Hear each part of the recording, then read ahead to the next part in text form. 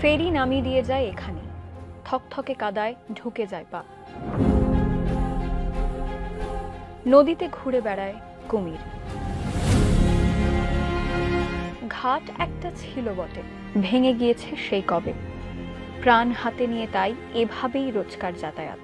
পাথরপত্রিয়া block, এই ঘাটটা 10 থেকে 12 বছর ধরে অকেজ হয়ে পড়ে আছে। প্রতিনিয়ত আমাদের এই ঘাট দিয়ে 1-1.5 হাজার লোক যাতায়াত করে।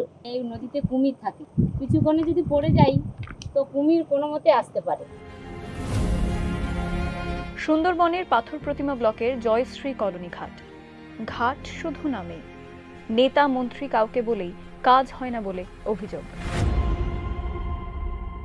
আমরা গ্রাম পঞ্চায়েতের প্রধান, এমএলএ, এমপি, বিভিন্ন সরকারি আধিকারিককে বলেছিলাম, কিন্তু কোনো সুরাহা হয়নি। আমরা প্রত্যন্ত গ্রামে থাকি তো, আচ্ছা, আমাদের কথাগুলো ওরা নিচ্ছে না।